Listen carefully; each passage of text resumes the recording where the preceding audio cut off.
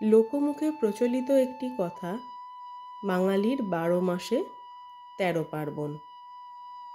আজকে আমরা এই বিষয়ে সংক্ষেপে আলোচনা করব। কোন মাসে কি কি উৎসব পালন করা হয়। আসলে ১৩ পার্বণ কথাটা একটা শুধুই কথার কথা। সত্যি করে গুণে দেখলে বাঙালির পুরো বছর ধরে উৎসবের কোনো অন্ত নেই। প্রথমেই শুরু করা যাক বৈশাখ মাস দিয়ে।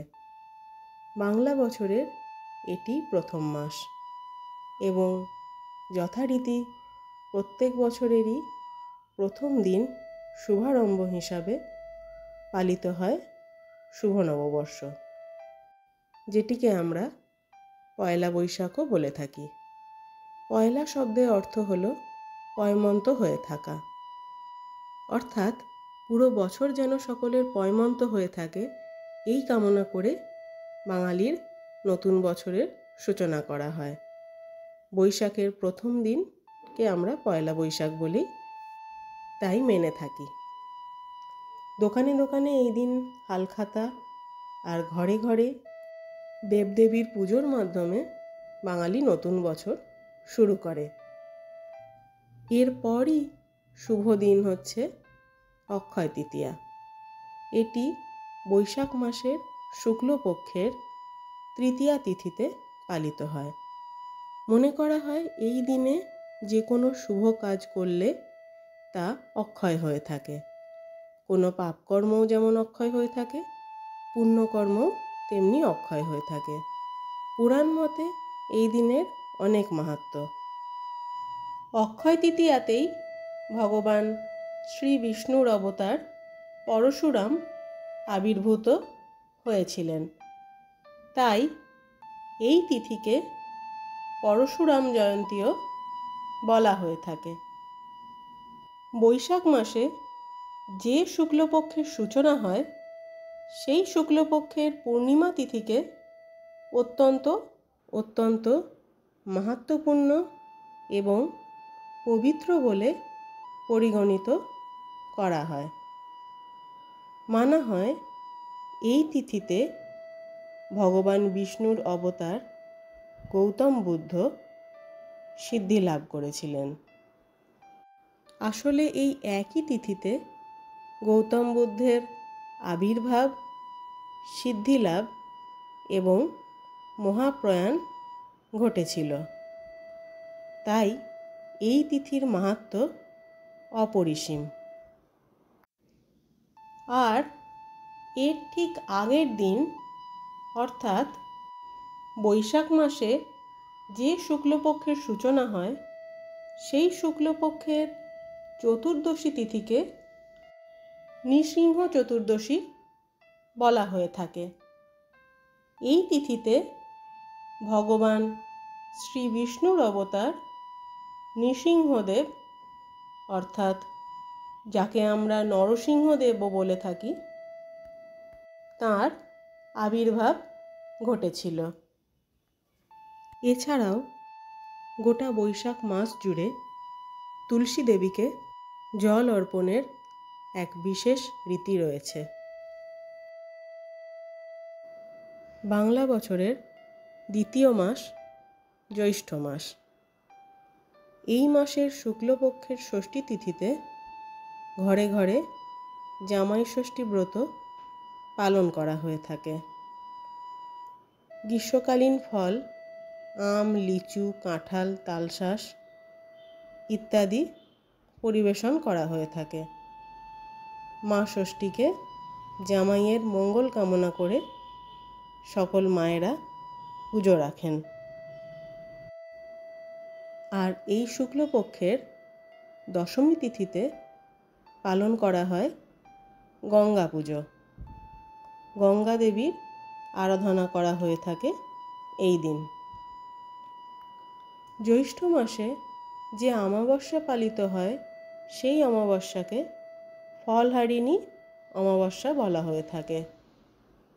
এই দিনে মা কালীকে অনেকে গ্রীষ্মকালীন ফল অর্পণ করে থাকেন। অনেকে আবার মানেন এই দিনে দেবী সকলের কর্মফল নিজের ওপর নিয়ে নেন। বাংলা বর্ষের তৃতীয় মাস আষাঢ় মাস।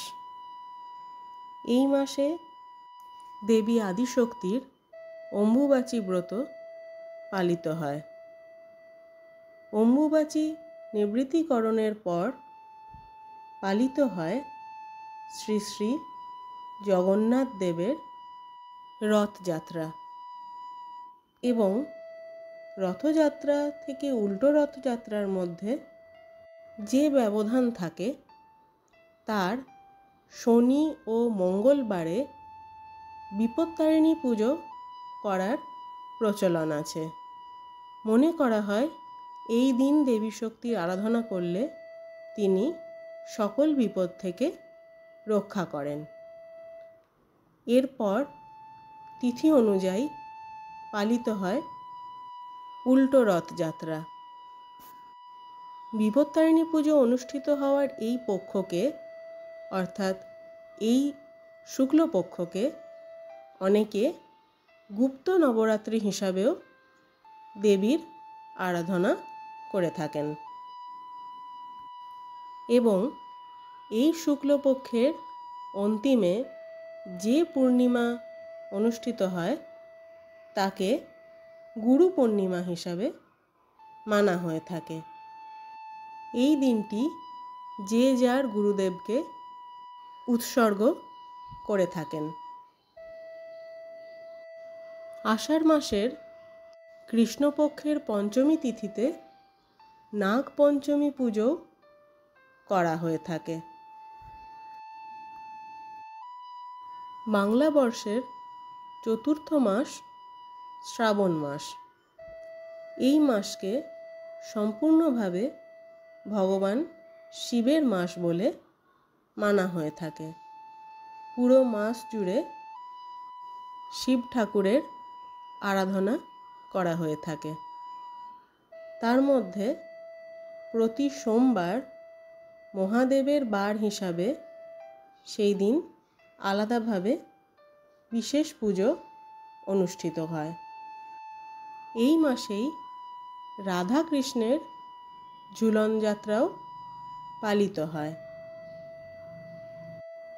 আর শ্রাবণ মাসের পূর্ণিমা তিথিকে রাখি পূর্ণিমা ও ঝুলন পূর্ণিমা হিসাবে মানা হয়ে থাকে।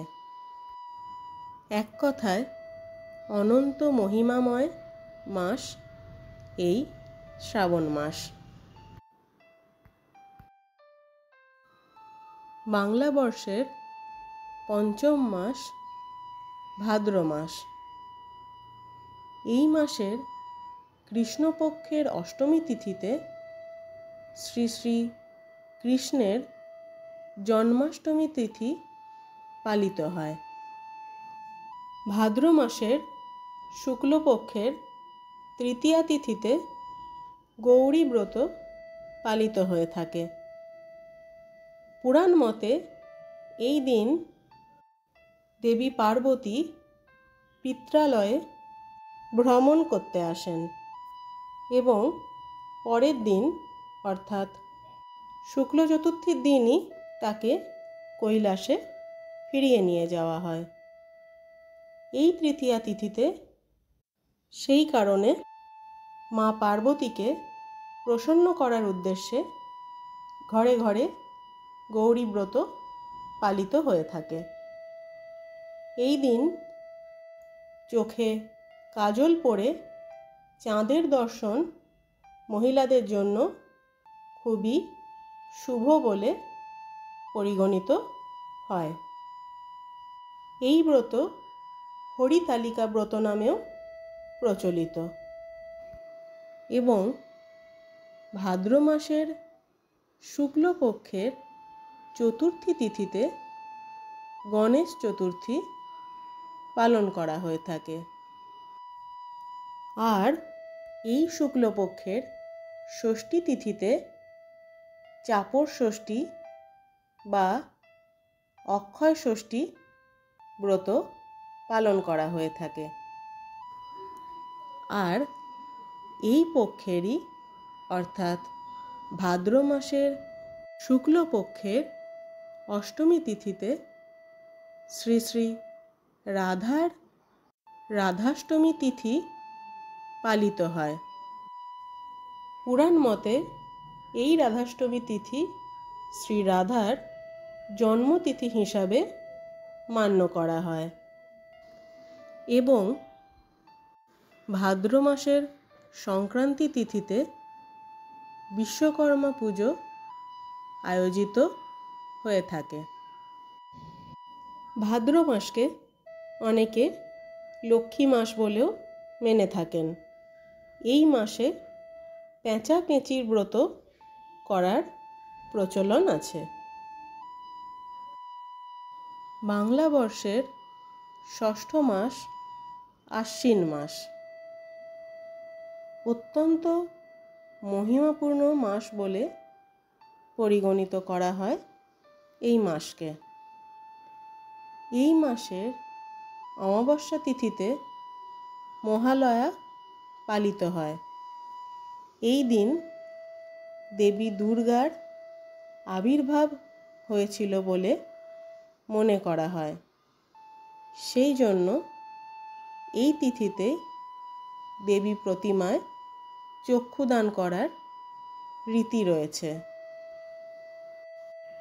অন্যদিকে এই দিনই মর্ত্যবাসী স্বর্গগত প্রিয়জনদের উদ্দেশ্যে তর্পণ কার্যাদি করে থাকেন। এরপর শুক্লপক্ষের প্রতিপদ তিথি থেকে দেবীপক্ষের সূচনা হয়।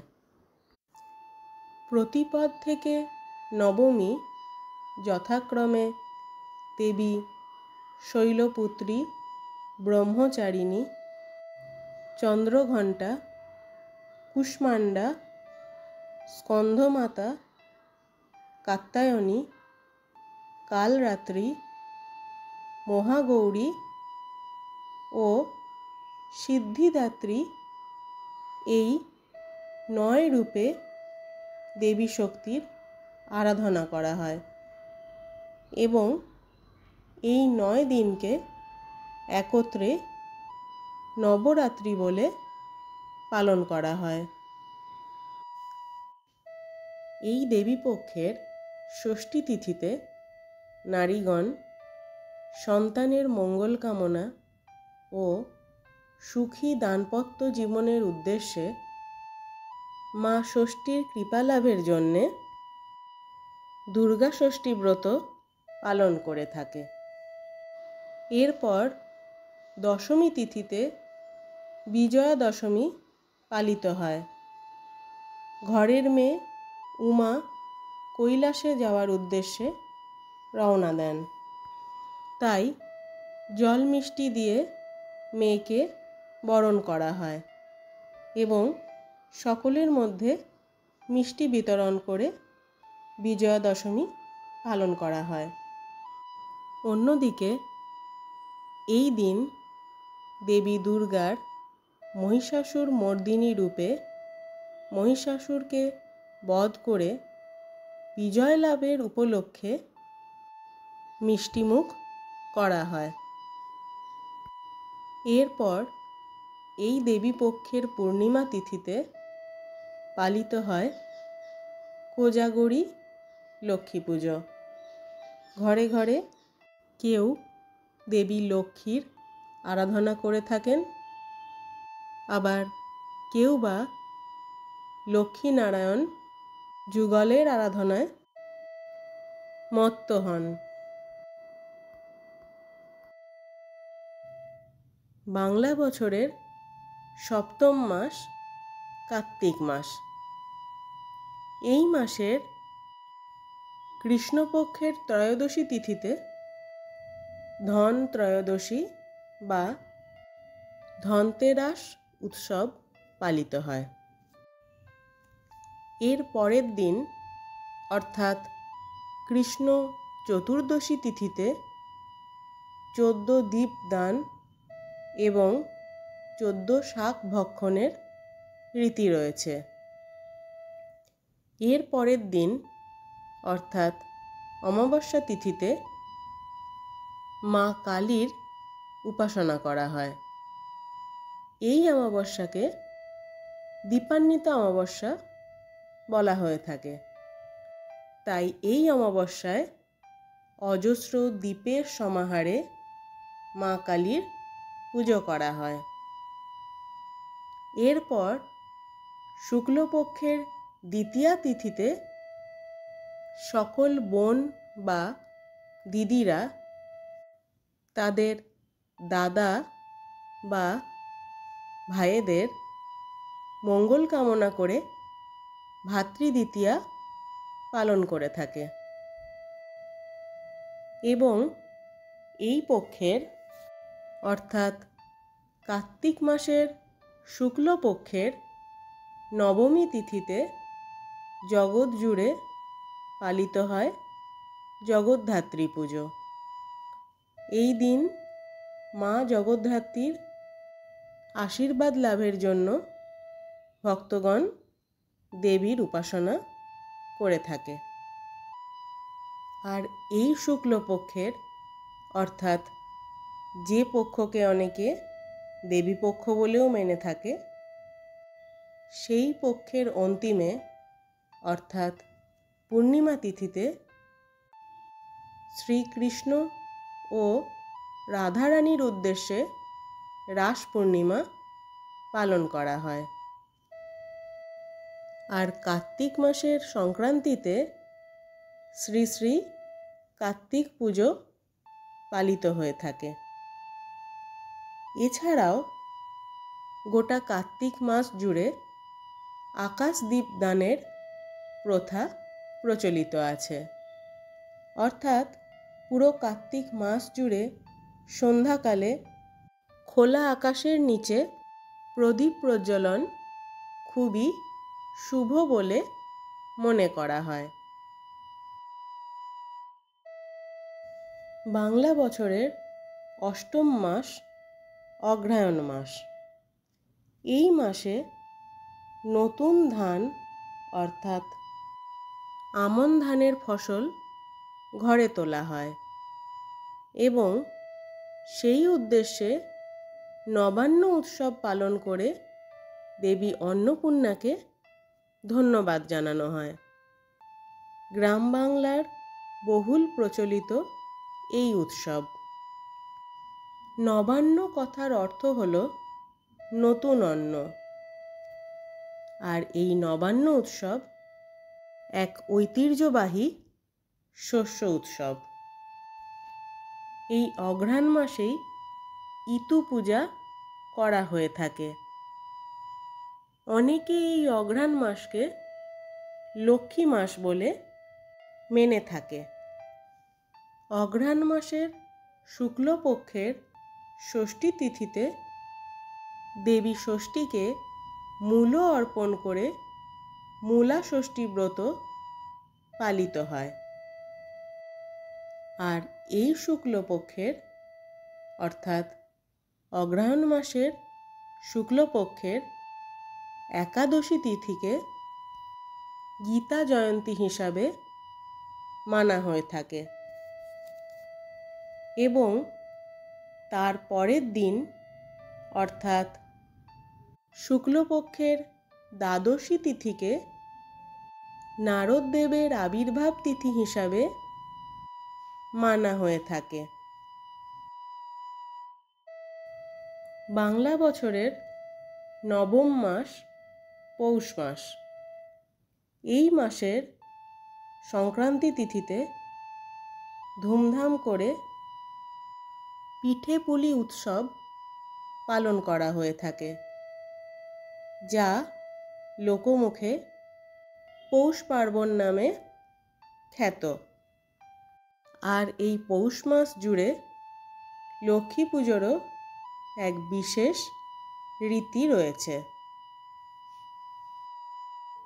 বাংলা বছরের দশম মাস মাঘ মাস।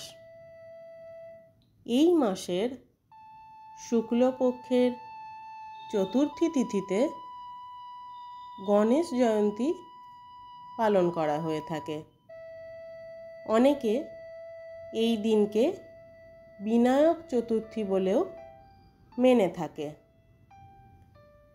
এর পরের দিন অর্থাৎ শুক্ল পঞ্চমীতে বিদ্যার দেবী সরস্বতীর আরাধনা করা হয়ে থাকে।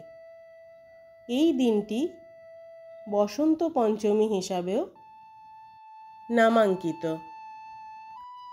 আর এর পরবর্তী দিনে অর্থাৎ মাঘ মাসের শুক্লপক্ষের ষষ্ঠী তিথিতে পালন করা হয় শীতল ষষ্ঠী ব্রত।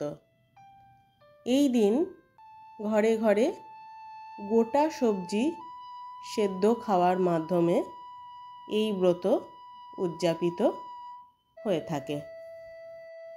যারা এই ব্রতে ব্রতী হন তারা এই দিন গরম খাবার স্পর্শ করেন না।